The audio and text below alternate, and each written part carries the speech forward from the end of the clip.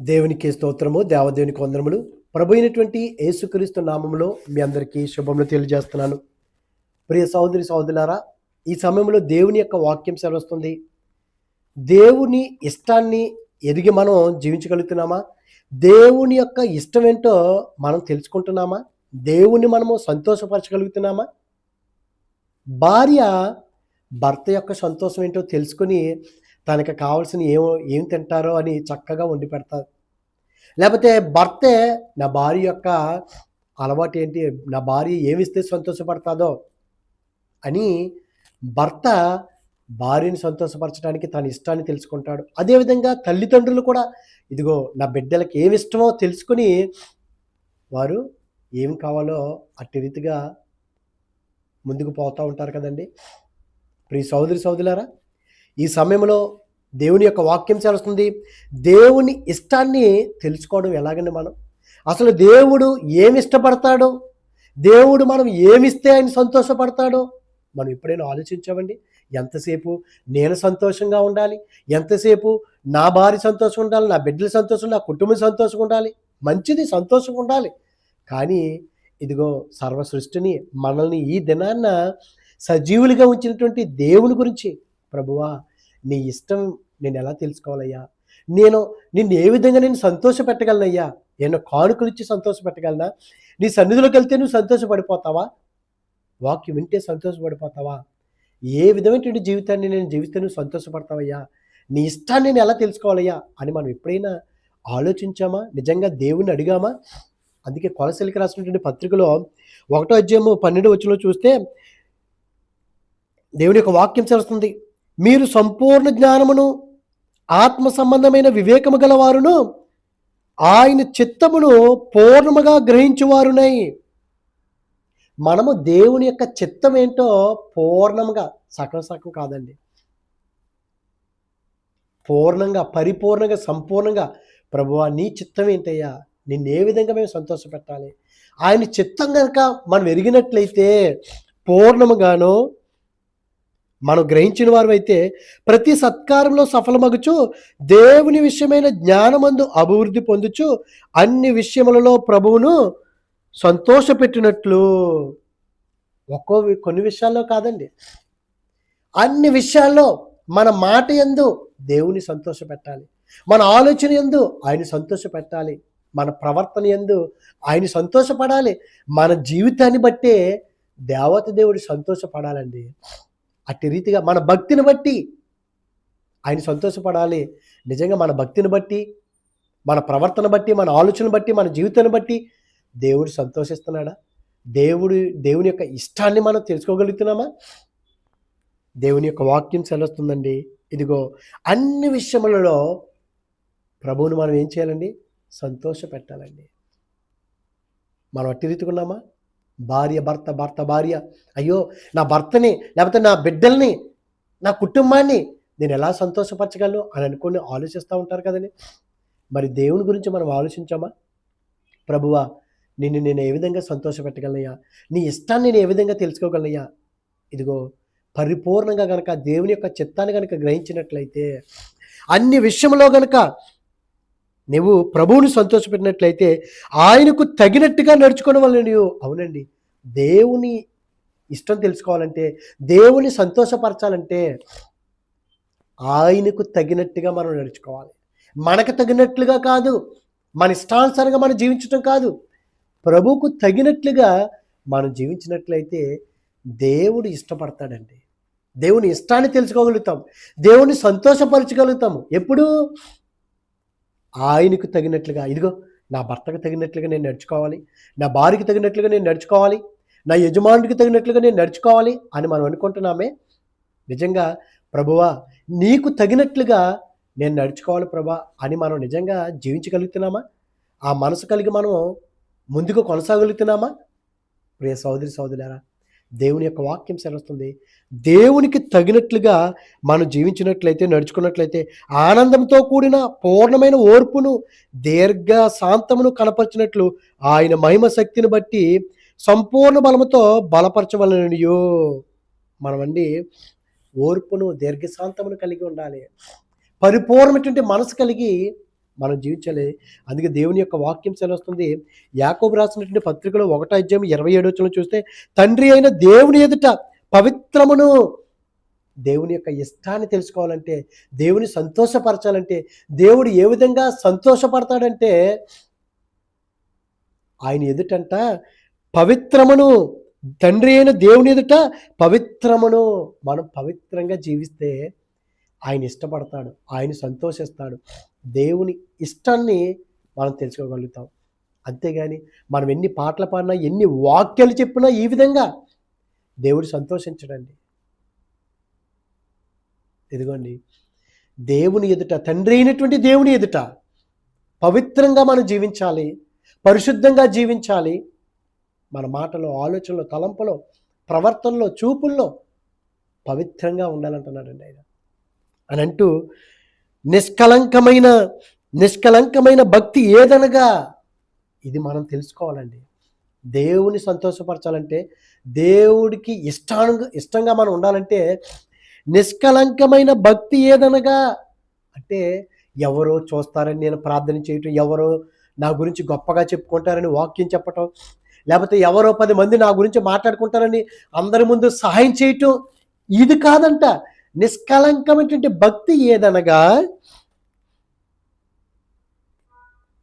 దిక్కులేని పిల్లలను, విధవరాండ్రులను వారి ఇబ్బందుల్లో పరామర్శించుటయు. మరి పరామర్శించొద్దని చెప్తారేంటండి? మనం ఒకరి దగ్గరికి వెళ్ళవసరం లేదు. ఒకరు ఇరుకుల్లో ఉంటే, ఒకరు ఇబ్బందులు ఉంటే, ఒకరు అనారోగ్యంగా ఉంటే ప్రార్థన చేస్తే సరిపోతుందా? మంచిది, చెయ్యాలి. కానీ నిష్కలంకమైనటువంటి భక్తి ఏదనగా, ఎవడో చూస్తాడని వెళ్ళటం కాదు, 10 మందికి చెప్పుకుని వెళ్ళటం కాదు. తెలిసిందా? వెళ్ళటం, వారిని పరామర్శించటం, నువ్వు చేయవలసింది ఏదో చెయ్యాలి. అది నిష్కలంకమైనటువంటి భక్తి. మనం చేయగలుగుతున్నామా నిష్కలంకమైన భక్తి? అప్పుడండి దేవుని ఇష్టం తెలుసుకుంటాం. దేవుడు సంతోషపడతాడు, దేవుడు మనల్ని ఇష్టపడతాడు. నిష్కలంకమైనటువంటి భక్తి ఏదనగా, దిక్కులేని పిల్లలను, విధవరాండ్రులను వారి ఇబ్బందుల్లో పరామర్శించుటయు. ఒకళ్ళు అనారోగ్యంగా ఉన్నారా? పరామర్శించమంటున్నాడు దేవుడు. దిక్కు లేకుండా ఉన్నారా ఎవరైనాని? అయ్యో, ఎక్కడి నుంచో దేశం కాని దేశంలో జీవిస్తున్నాము, భయంకరమైన పరిస్థితులు ఉన్నారు, మనం వారిని పరామర్శించాలి, వారిని ఆదరించాలి, వారికి ఏదైనా చెయ్యాలి అని, అది నిష్కలంకమైన భక్తి. అంతేగాని మనకు నచ్చిన వాళ్ళకే చేసుకుంటాం, మనకు నచ్చిన వాళ్ళతో మాట్లాడితే కపటమైనటువంటి భక్తి. అది దేవునికి నచ్చే భక్తి కాదు. అది దేవుడు ఇష్టపడ్డాడు ఆ భక్తిని. పరామర్శించమంటున్నాడు. ఏ పరిస్థితులు ఉన్నప్పటికీ కూడా ఎవరైనా సరే, వృద్ధుల, యవనస్తుల, ఏ పరిస్థితులు, అమ్మా ఉద్యోగం లేదా, కంగారు పడదు, దేవుడి కార్యం చేస్తాడు. మనం వెళ్ళాలి. అమ్మో, చాలా కాలం నుంచి ఉద్యోగం లేదు, అరే వీరి పరిస్థితులు బాగలేదు, వీరి కుటుంబంలో శాంతి సమాధానం లేదు, అరే వీరి కుటుంబంలో ఎవరిని పోగొట్టుకున్నారు, వెళ్ళాలి, పరామర్శించాలి. నేను ప్రార్థన చేస్తున్నాను రూములో ఉండి ఆడ ఆకలి తీరుతుందా? తీరదు. ప్రార్థనతో పాటు మన వంతు మనం సాయం చేయాలి. అది నిష్కలంకమైనటువంటి భక్తి. అది దేవుడు కోరుకుంటున్నాడు. మనం వెళ్ళకపోయినా పర్లేదంటే, దేవుడు మనకి అవకాశం ఇచ్చాడు, వెళ్ళాలి. నువ్వు వెళ్ళు. అదే అన్నాడు, క్రియలు లేనటువంటి విశ్వాసము మృతమని ఎందుకు అంటున్నాడు? ఒకడు దిగంబరిగా ఉంటే, ఒకడు ఆకలిగా ఉంటే వాడికి సాయం చేయాలి. అంతే ప్రార్థన చేసేసి నువ్వు వెళ్ళి పని పంపించేయటం కాదు. నేను ఇక్కడ ప్రార్థన చేసాను సంఘంలో అని దర్శించాలి. వారి పరిస్థితులు ఏంటో తెలుసుకుని నిజంగా ఇదైతే మన వంతు మనం సాయం చేయాలండి. ఆనాడు అపోస్తలుడైన పౌలు గారు కూడా, బర్నబా గారు యెరూషలేములో భయంకరమైన కరువు వచ్చినప్పుడు వారు చందాలు, ఆ దేవుని యొక్క పరిచర్య నిమిత్తం కొంత ధనాన్ని పోగేసి నమ్మకమైనటువంటి వారిని వీరికిచ్చారు. ఎంత గొప్ప భాగ్యం అండి. ఆ విధంగా మనం పరిచర్య చేస్తున్నామా? నిష్కలంకమైనటువంటి భక్తి మనం కలిగి ఉన్నామా? దేవుని యొక్క వాక్యం సెలవుస్తుంది, విధవరాండ్రును వారి ఇబ్బందులు పరామర్శించుట ఏహలోక మాలిన్యము తన కంటకుండా. ఇదిగో ఏదో ఇబ్బందులు ఉన్నారో పరామర్శించటం అదొకటే కాదు, మళ్ళీని పవిత్రత కలిగి ఉండటమే కాదు, ఏహలోక మాలిన్యము, ఈ లోకం ఉన్నటువంటి ఏది కూడా మనకి అంటుకోకూడదు. పాపాన్ని మనం అంటుకోకూడదు. పాపంలో పడిపోయినటువంటి వారితోటి స్నేహం చేయటం కాదు. వారికి వెళ్ళాలి, నాయన నువ్వు చేసే పని మంచిది కాదని మనం బుద్ధి చెప్పాలి. మాట్లాడాలి, తగిన రీతిగా అనుకూల వచనం పలకాలి. ఈ లోకంలో ఉన్నటువంటి ఇహలోక మాలిన్యము ఏది కూడా నీకు అంటుకోకుండా మరి ప్రభువారు ఇచ్చారండి. భయంకరమైన లోకంలో బురదలో పడ్డవాడికి అంటుకుంటుందా, అంటుకోదా? కానీ అలాంటి లోకంలోకి వచ్చి ప్రభువారు ఎంత పవిత్రంగా ఉండి ఆయన జీవించి మనకు చూపించి మాదిరికరంగా ఆయన వెళ్ళాడండి. మీరు కూడా నాకులాగా మీరు పవిత్రంగా, పరిశుద్ధంగా, ఇహలోక మాలిన్యాన్ని అంటుకోకుండా మీరు ఉండినట్లయితే తండ్రి చిత్తాన్ని మీరు ఎదిగి ఉన్నారు. అప్పుడు తండ్రిని ఇదిగో మీరు ఆయన అనుసరించి, ఆయన ఆనుకొని, ఆయనకి తగినట్టుగా మీరు జీవిస్తున్నారు. ఆయన సంతోషిస్తాడండి. అదండి దేవుని యొక్క ఇష్టము. ఇహలోక మాలిన్యము తనకంటకుండుట, తన్ను తాను కాపాడుకున్నట్టయే, అదండి దేవుని ఇష్టం. మనల్ని మనం కాపాడుకోవాలి మొట్టమొదటిగా. అప్పుడు ఎదుటివారు ఒకరికి మనం ఇహలోక మాలిన్యం అంటుకోకుండానే మనల్ని మనం కాపాడుకొని పవిత్రంగాను నిష్కలంకమైనటువంటి భక్తి, అంతేగాని ఎవడో చూస్తాడో నా గురించి ఏదో చెప్పుకుంటారని అందరికీ తెలిసిన విధంగా ఇవ్వటం కాదు. అది నిష్కలంకమైన భక్తి కాదంట. కుడి చేతితో ఇచ్చింది ఎడం చేతికి తెలియకూడదు, అంతే. వాక్యం దేవుడు చెప్పాడు, ఆ విధంగా మనం జీవించగలుగుతున్నామా? అలా లేకపోతే దేవుని యొక్క వాక్యం సెలవుస్తుంది. మత్తయి సువార్త 7:21 ప్రభువా ప్రభువా అని వారు నన్ను పిలుస్తారు. దేవుడు ఏమంటున్నాడండి? మత్తయి సువార్తలో 7:21 దేవుని యొక్క వాక్యం సెలవుస్తుంది, ప్రభువా ప్రభువా అని నన్ను పిలుచు ప్రతివాడును పరలోక రాజ్యంలో ప్రవేశింపుడు కానీ పరలోకమందున నా తండ్రి చిత్త ప్రకారం చేయువాడే ప్రవేశించును. దేవుని చిత్త ప్రకారం మనం చేస్తే ఆయన సంతోషిస్తాడు. ఆయన ఇష్టాన్ని మనం తెలుసుకుంటాం. అప్పుడు ఆయన మనల్ని ఇష్టపడతాడు. అట్టి రీతిగా మనం జీవించగలుగుతున్నామా? ప్రియ సహోదరి సహోదరులారా, రోమిల్కి రాసినటువంటి పత్రికలో కూడా 2:13 చూస్తే,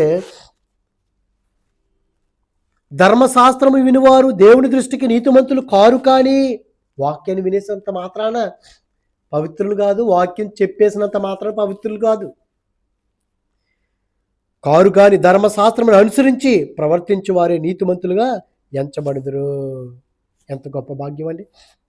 ధర్మశాస్త్రం లేకపోతే దేవుని యొక్క వాక్యాన్ని వింటే వారు నీతిమంతులు కాదంట. ఇదిగో ధర్మశాస్త్రాన్ని, వాక్యాన్ని అనుసరించి ప్రవర్తించు వారే నీతిమంతులుగా ఎంచబడుదురు. ప్రియ సహోదరి సహోదరులారా, నిజంగా దేవుని ఇష్టాన్ని ఏంటో నువ్వు తెలుసుకోగలుగుతున్నావా? దేవుడు ఏ విధంగా సంతోషపడతాడో నువ్వు గ్రహించగలుగుతున్నావా?